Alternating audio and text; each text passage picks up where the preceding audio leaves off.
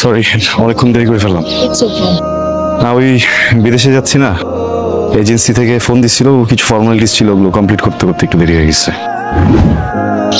আপনি মানুষটাকে যত দেখছি দিন দিন ততই দূষিত হচ্ছে।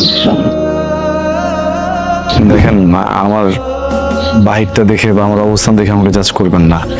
আমি মানুষটা কিন্তু একদম এরকম না। আপনি কেমন? ভালো প্রশ্ন, বুঝে বলাটা একটু কঠিন, চেষ্টা করি নাকি।